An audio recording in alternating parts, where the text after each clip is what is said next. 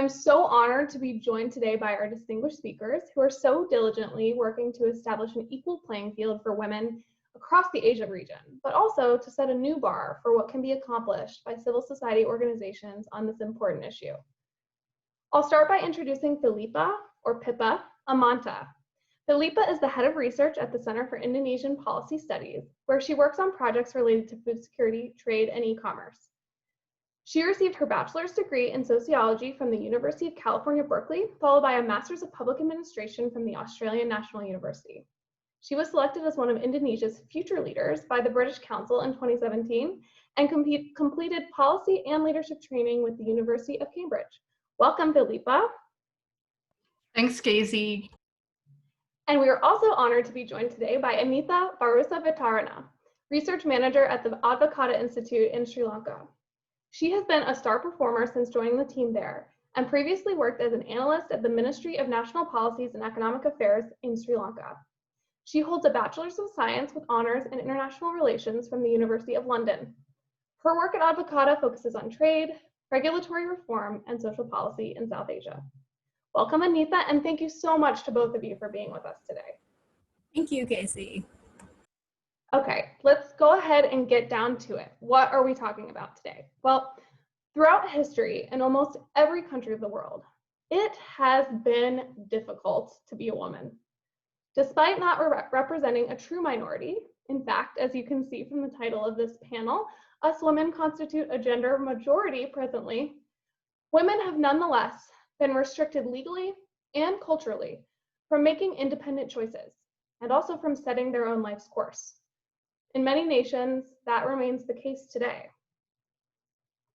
So it seems obvious, at least to me, that freedom advocates like those in our network of Atlas partners, like all of you in the room, would be the natural and even primary champions of equal economic rights for women around the globe.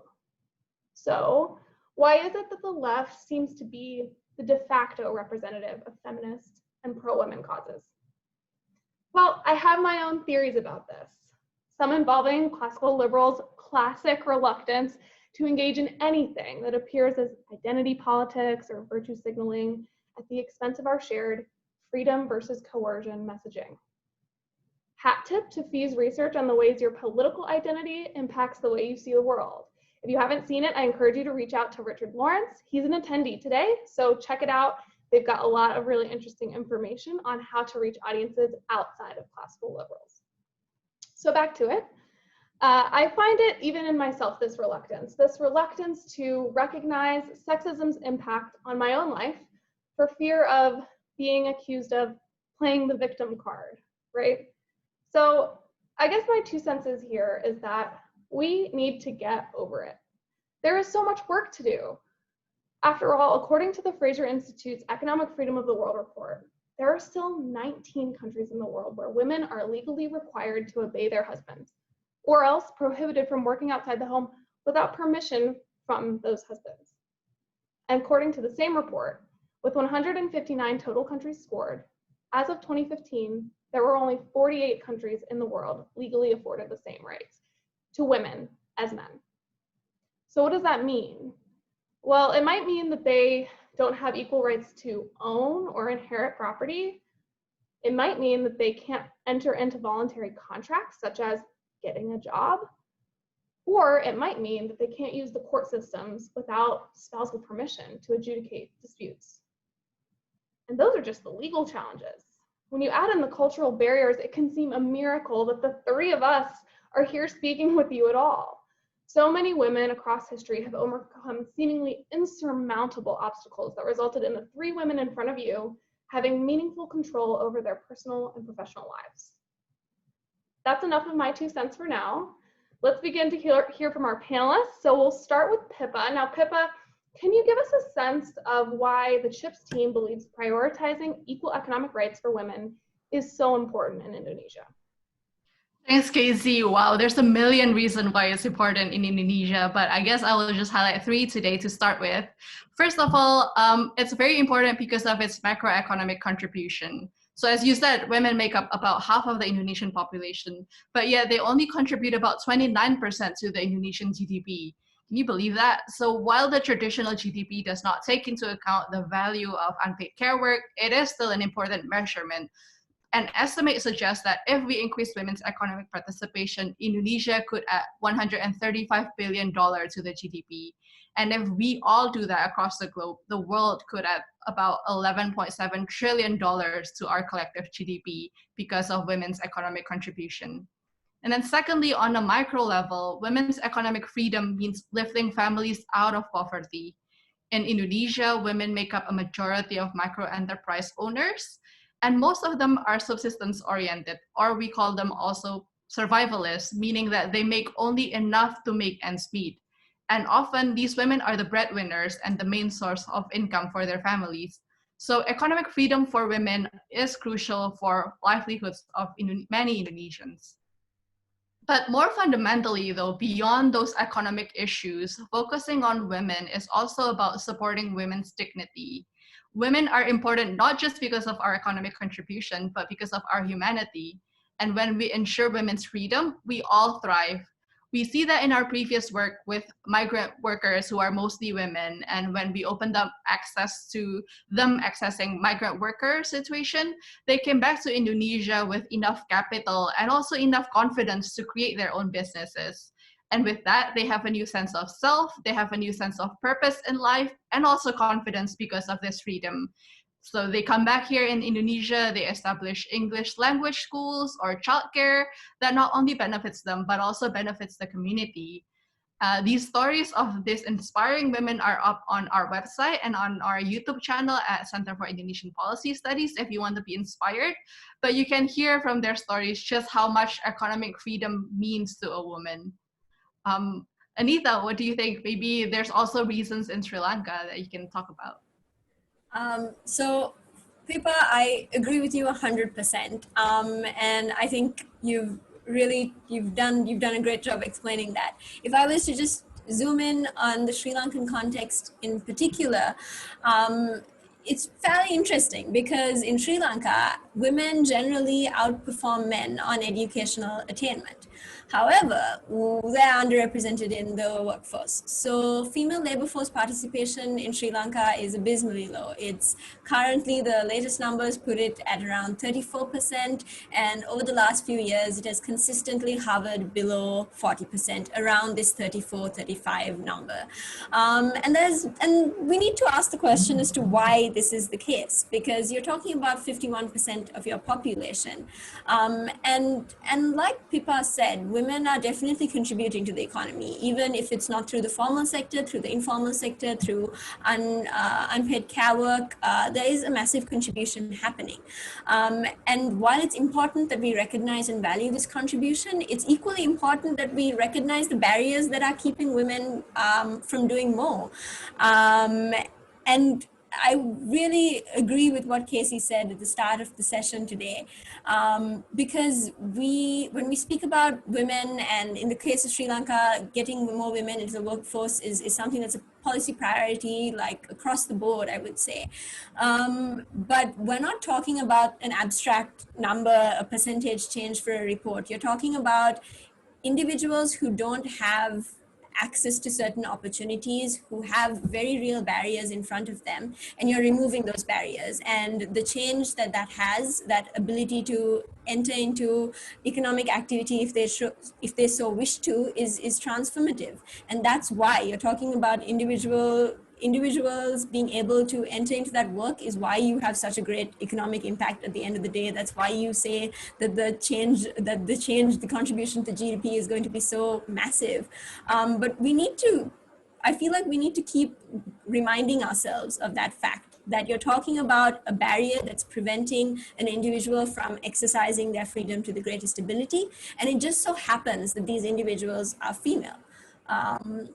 So that's my 2 cents worth on the case in Sri Lanka, and also just jumping in on a bit of what Casey said.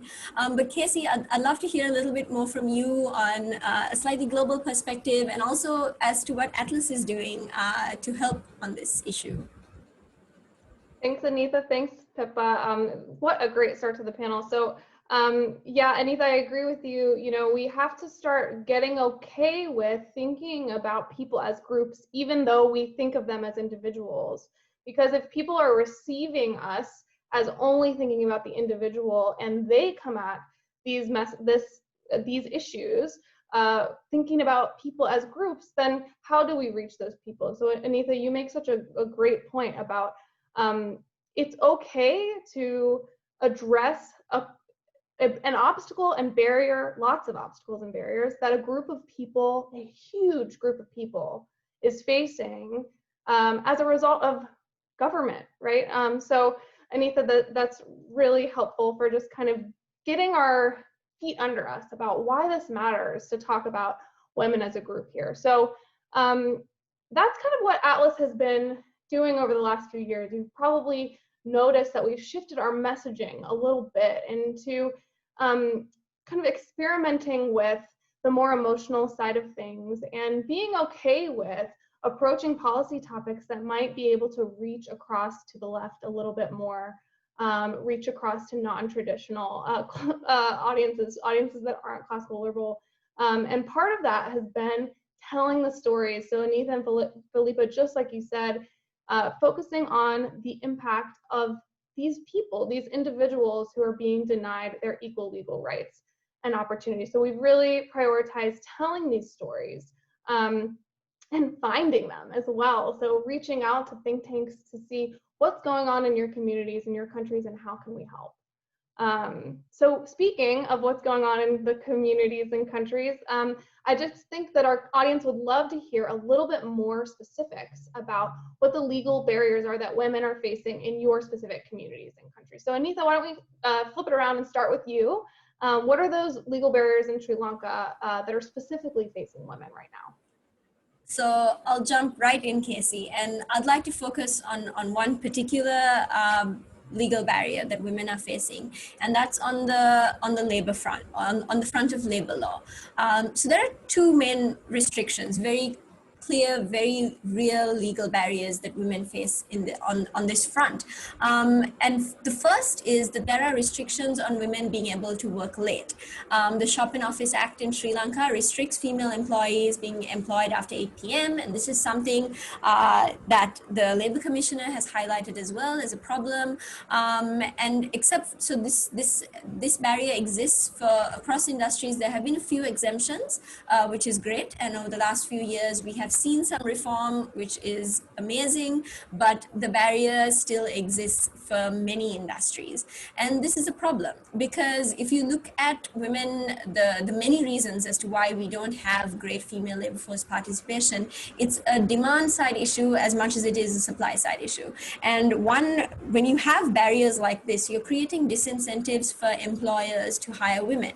Because if you want your female employee to work late, work past 8 p.m., which is a fairly normal thing to expect, they need to, one, get like written permission and like consent from their female employee, and then they need to go to the Labor Commissioner and get the Labor Commissioner's approval for their female employee to work late. And you're just creating like hoops for employers to jump through. And those are very real disincentives in the hiring process. And these are things that have been highlighted time and time over again, but we are yet to see comprehensive reform here. And then the second barrier that we have on the same front of labor law is that that Sri Lanka's labor law doesn't legally recognize part-time or flexible work because it's not defined in the law. And this is a problem because the unfortunate reality is that women have I would say, a disproportionate responsibility when it comes to care burdens.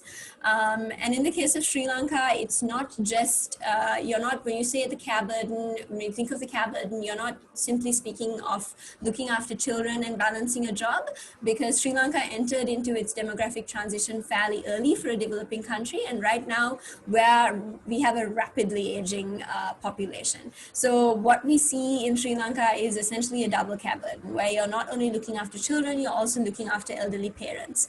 And unfortunately, the burden primarily lies on women. And flexible and part-time work is a solution to some of these problems. There are many other ways to address it, and this is one way in which you can solve the problem. And it is simply a case of bringing in that amendment so that this part-time work is recognized, and it's recognized in law, so that employers can confidently allow their employees to take on this just work in a different manner. Hopefully, with the shift to work from home that we have seen with the pandemic, maybe this was a plus side and we will see this shift happening. But those are two barriers that I just want to highlight. Pippa, would you like to jump in here? Because I know you have done a lot of work on this front as well in Indonesia. So I'd like to hand the mic over to you. Thank you, Aneetha. And it's really not nice, but I guess baffling to hear the barriers that women face in Sri Lanka. From Indonesia, maybe I'd just also like to highlight that sometimes it's not about those outrightly discriminatory regulations, sort of like the ones in Sri Lanka that outrightly restricts women's ability to work late night, but sometimes it's also the general neutral regulations that can also have a disproportionate effect on women. For example, in Indonesia, we just introduced a new licensing regulation for businesses in e-commerce. So if you want to sell something online, you have to now apply for another license on top of the existing licenses. And this law applies to both men and women. But what we see is that with the same regulation, it is harder for women to overcome this regulatory barrier because women tend to have less capital. They also have less time given the disproportionate amount of unpaid care work, as Aneetha mentioned. And then also they also tend to have lack of information. So women are more likely to be kept informal than men, and they're more likely to be left out of this important opportunity that digital economy can bring to women. So it's also about those gender neutral regulations that may affect also women. Yeah, the unexpected things. One of the things that I love that Cato Institute always highlights is that lack of access to electricity can have such an impact on women, right? And their ability to work, as Aneetha and Felippa both mentioned, this importance of flexibility is even more important for women. Because they're often doing care work, and when there's lack of electricity, what does that mean for housework and care work? It takes up your whole day, right? And so speaking of non-obvious barriers, I kind of want to shift a little bit and hear from Aneetha about cultural barriers. So those are pretty important too, right? Aneetha, I remember hearing something from your team about how your campaign to reduce tariffs on sanitary napkins actually had a secondary effect, which was it opened up a conversation about these problems, and people were scared to talk about it before. Can you talk to us a little bit more about that? Yes, I'd love to. So you're 100% right, Casey. Like a sort of secondary effect, like you said, of our work on sanitary napkins was that it started a whole bunch of conversations which weren't happening, and this was great. And I touched on this briefly in my first section where I spoke about legal barriers. But if you look at why Sri Lanka has such a low female labor force participation rate, yes, some of it can be explained away by these very real, very tangible barriers that need to be addressed and should not exist. But there is also a very real cultural, social barrier that exists. And these norms are arguably more difficult to change. When it comes to policy reform, usually if that is one of the recommendations is legal reform, we would be like, okay, that's going to take some time. That's not a low-hanging fruit. But when you look at the case of women's ability to enter into the workforce and exercise their economic freedom, labor reform is actually far easier than changing the social barriers, changing cultural barriers, because it will take so much time and so much work to get that change done. But that change is of the utmost importance.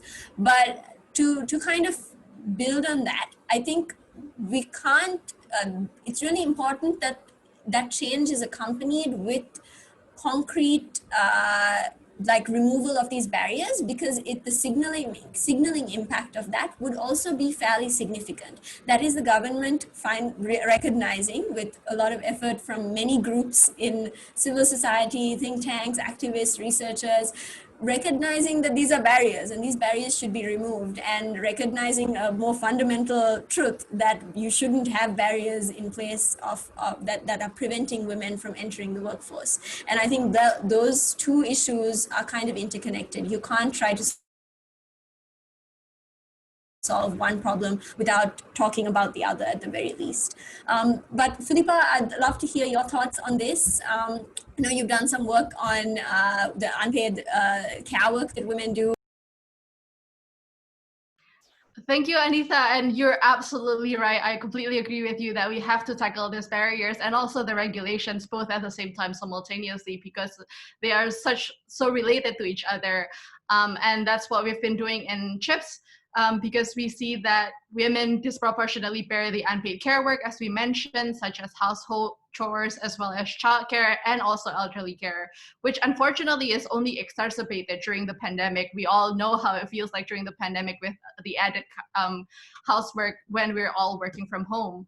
And in Indonesia, we see that it really affects women's participation.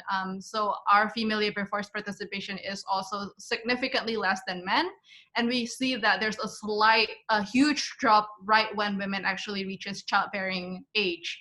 So there's a huge cultural barriers and also like a cultural belief that women should take on these household care work while men can go outside and work. So women ended up taking this, and this is hard to tackle, but we have to tackle it, as Aneetha said, from the regulatory side and also from the cultural barrier, because women should be free to choose. If they want to become a stay-at-home mom, that's cool. If they want to be a CEO, that's also cool, but they have to have the situation where they can have the freedom to choose what they want, and the support system allows that. Thanks so much, Aneetha and Felippa. You make such a good point about cultural barriers. One of the projects that I love so much that we have been lucky enough to be able to support has been in South Sudan, where it hasn't been a legal challenge. Women have the right to own property there, but the organization is basically going village to village, educating women on their rights and kind of implementing these cultural transitions, right? Writing songs and traditional dance about the importance and bringing people together to have conversations so that community members understand the importance of property rights for women and being able to inherit property. And those cultural things have a huge impact. So I'm so glad you brought in those examples. That's why Atlas Network is supporting projects like this, is because of the importance of all that has been laid out by Aneetha and Felippa. We have been kind of focusing on this dignity of freedom, right? And so Aneetha and Felippa both point out so astutely that women make up 50% of the world, 51% of the world, and so giving them equal economic rights means more economic efficiency and division of labor and a huge economic growth. But at the same time, it also means dignity, right? And so that's something at Atlas that we are really focusing on and interested in hearing about from our partners. So big part of this panel is, of course, learning about what your organizations are doing. So what are you doing to tackle these big challenges that are so important? So Aneetha, why don't you get us started? What's going on at Advocata related to this? Thanks, Casey. So at Advocata, we're trying to tackle this on 3 fronts. The first is, I've been speaking a lot about the labor laws, so I'm not going to spend too much time on that. So we're working to be a part of, to be a voice for this change. We're doing advocacy on this front. There is a draft labor law that's kind of floating around, so we're hopeful that we will see some success on that front. But I'd like to spend a little bit more time on the other 2 fronts we're working on. The first is we're working to reduce the high tariffs that exist on products that make it easier for women to enter the workforce. These are things like sanitary napkins, breast pumps, and diapers. Because like we have spoken throughout this entire panel, the unfortunate reality is that there are these cultural barriers. Women are expected to take on a certain care burden. And like Casey said earlier, if something like electricity make such a difference in a woman's ability to choose what they want to do with that time. These innovations really, sanitary napkins, breast pumps, diapers, do exactly that as well. And in Sri Lanka, they're taxed as high as 52%, which is a problem. So we're working to reduce the tariffs there. We've had some previous success on sanitary napkins, but we want to bring it down further, and the same on diapers and breast pumps as well. And then the third area that we're working on, and here we're currently in the phase of doing research and trying to properly understand the extent of this problem, which is women's, how defined are women's property rights in Sri Lanka? Because from our initial research and from publications that have been done by other organizations, by Sri Lanka's research community, what we can see is that there are restrictions when it comes to inheritance, when it comes to what you're allowed to use your land for, whether you can use it for economic purposes, do you need to get permission to do this, etc. And that is a real problem, because something like land can transform an individual's life, and when you take it in the context of a woman, the impact is also is great, is at the very least as equally impactful. And in some cases, there are studies to show that when women have that level of economic freedom, the intergenerational impact it has is incredible. So that is a huge barrier. And these are things, so these are three areas that we're working on. And once we have, so the work on tariffs and on labor reform is ongoing, and we're getting the property rights work off the ground, and we hope to get it running soon. And we're tackling it on two fronts. We're doing broad-based social media campaigns to bring this problem to people, because quite often the general public doesn't know that these barriers exist. They don't know that this is a problem. And once they know it's a problem, it's usually a lot easier to get reform done. And then we're also working directly with government as well. So I will pass the mic on to Felippa. Can you tell us a little bit about the work you're doing with CHIPS? Thank you, Aneetha. It is so lovely to hear the work that Advocata is doing in Sri Lanka. Here at CHIPS, we also look at unpaid care work. As we said, it's such an important issue to deal with. Right now at CHIPS, we're tackling childcare. Access to childcare, we know, can increase women's labor force participation. But in Indonesia, childcare is heavily regulated. It has strict regulations on where or how you can set up a childcare. And this has really adversely affected the childcare market, where right now the number of childcare is way insufficient to meet the demand, resulting in many women not being able to find the necessary care and then not being able to work. So we're also seeing that this regulation limits companies or private sectors who actually want to set up childcare but now cannot because of these restrictions. So we're trying to remove the barriers to building or establishing a childcare. We're working together with the government to come up with policy recommendations and also innovative solutions to opening up the market to childcare, and also removing those unnecessary barriers so that the private sector and also the government can all increase access to childcare.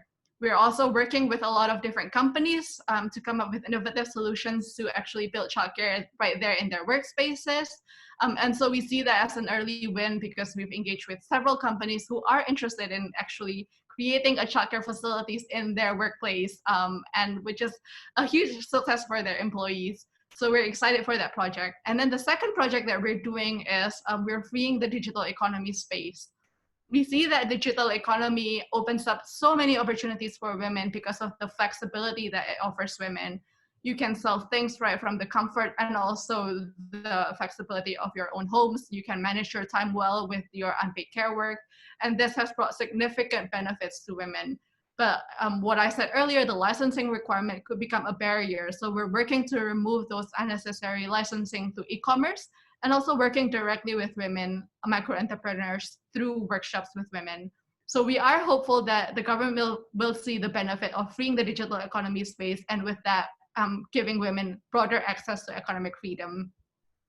Amazing. Well, thank you. I know we're running out of time, everybody, but our panelists have been just so terrific, and I'm glad that I've seen a lot of positive responses in the chat. I wanted to remind everybody, we do have a special grant opportunity sponsored thanks to the Rising Tide Foundation for projects like these. So if your organization is working to create an equal playing field for women in your communities, please reach out. We have a grant application deadline. The Poverty and Freedom Grant is available until November 15th, which is Sunday. That's the deadline. So go on and hustle over to the Ligio lecture featuring Dr. David Schmidt.